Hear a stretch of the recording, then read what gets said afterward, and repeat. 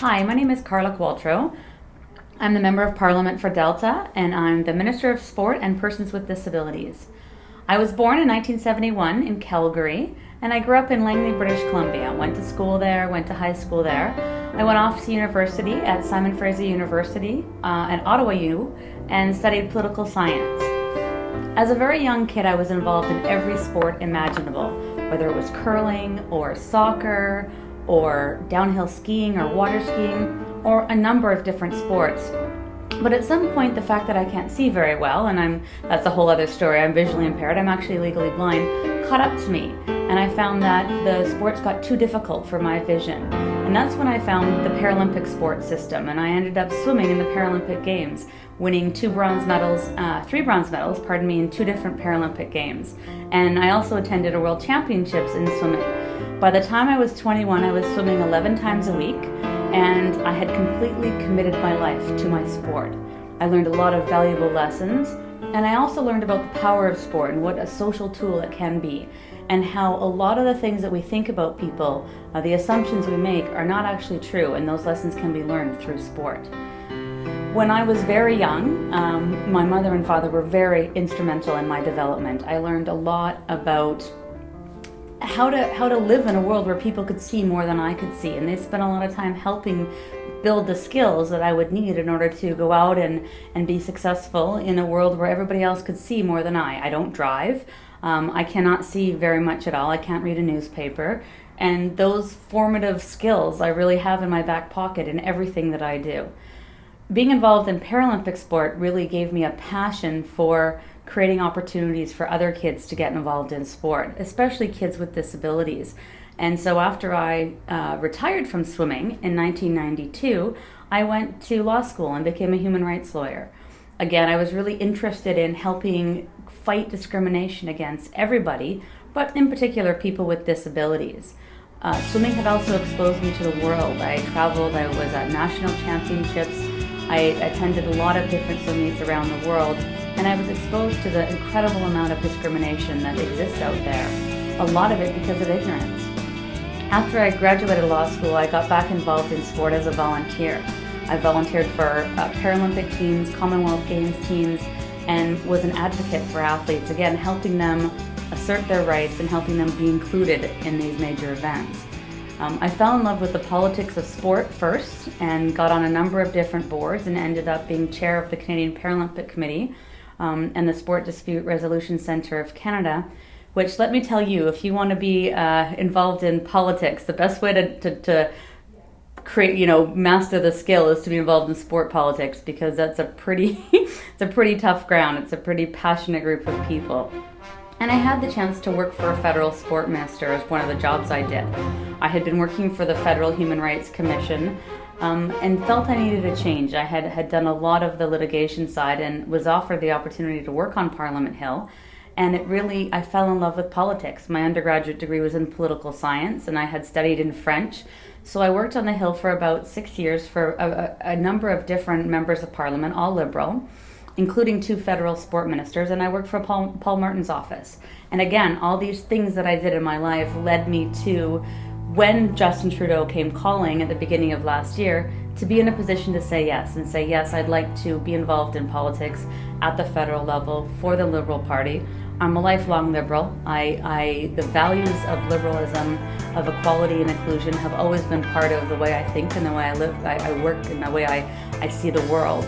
And so I considered it such an honor when I was approached and asked to run for Member of Parliament in Delta. I felt I knew the job because I had worked for members of Parliament. I didn't really know how to get the job. It was a 71,000 person job interview, and it was quite a very interesting perspective and a time in my life that I'll always remember. I loved meeting people. I loved learning more about the people of Delta. I loved hearing their issues and meeting the families, and just it's been a community I've been a part of for so many years, but just a different perspective of asking them for their vote and asking them to believe in me and to share the belief that Justin Trudeau had that we could make Canada great again was just an awesome experience. So of course on October 19th I was thrilled when I won the election and we got 49% of the vote, meaning that almost every second person in Delta voted for me. Again, what an honor. The community had voted for change and they put their belief and their faith and their trust in me, and I intend to deliver and do right by them. It was an exciting time for Canada. The message clearly that Canadians wanted change, that Canadians wanted to be back to the era where there was pride in our diversity. We were not going to exclude people. We were not going to instill fear in people by government. And it was just an exciting time to be a Canadian. On November 4th, I was appointed to cabinet. And as I said, I'm Minister of Sport and Persons with Disabilities. The Prime Minister has given me responsibility for two things that matter most to me: helping people with disabilities and sport. And now I get to spend my days doing that. You know, I have a very busy job, making sure that I'm always first and foremost a member of Parliament for Delta. That's my number one priority. It's the job I was elected to do. But I also have responsibility in cabinet for two big issues and two things that can change the world. Canada is a culture of sport. We in Canada know that we cannot just, sport is a means, not just an end. So we can achieve our other social policy objectives through sport, not just, it's not just about winning medals, although I've won medals and I can tell you it's pretty excellent, but we can use sport to bring communities together. I can tell you one of my favorite statistics is sport is the number 2 way that new Canadians get involved in their communities, because we all speak soccer, we all speak football, we speak field hockey, whatever the sport is. It transcends language and culture and religion, and we all play by the same rules. On the disability side, we've got the chance to to make history and change Canadian law. We're going to create an opportunity for Canadians with disabilities to help them and to set standards for employers and for service providers before people are discriminated against. We won't have to wait till they're denied a service or a job or accommodation before we can help them, and that's pretty darn exciting. As I said, I'm first and foremost member of Parliament for Delta. I love our community. I'm proud to be representing this community. I intend to do a really good job representing this community. I feel like the community has won, and I don't take that responsibility lightly. I'm humbled, I'm excited, and I think I'm prepared to do this job well. So let me tell you a bit about my family. I have one brother, and as I said, we grew up in Langley. By the time I was a teenager, my mom was a single parent, and she spent her life making sure that my brother and I were raised properly and had all the opportunities that we could provide, and I would not be here without her. And I'm incredibly grateful to her for everything that she's done for me. She taught me to be confident, to believe in myself, and to follow my dreams.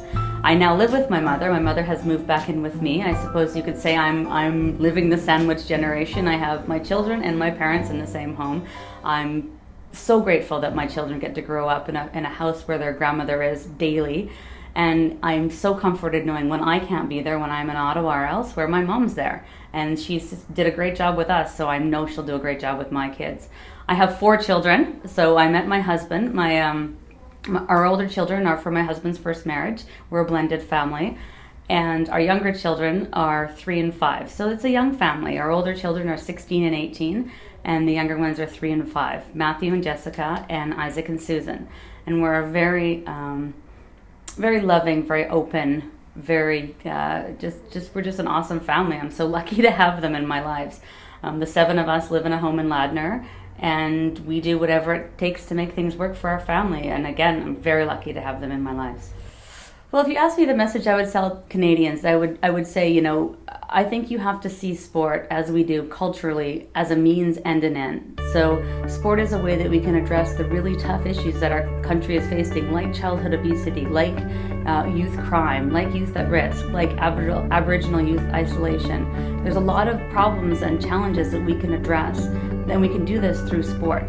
I would say on the high performance side, there's nothing that brings a country together more than a champion, someone who you've seen struggle, someone who's overcome adversity, and someone who's won.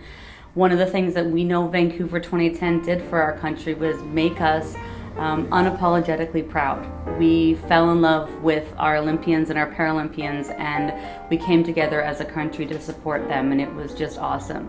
One of my roles as sport minister is to go out and tell the world that Canada is not only back in the environment and in the economy, we're back in sport. We've not had international leadership roles in sport over the past 10 years, and I intend to change that. The way we do sport in Canada is incredible, and we need to be proud of how sport unites our communities and how our children love to play, and we need to take that message out to the world. On the disability side, I would say, look at me. I have a disability. I've been legally blind since birth, and if I can do this, you can do this.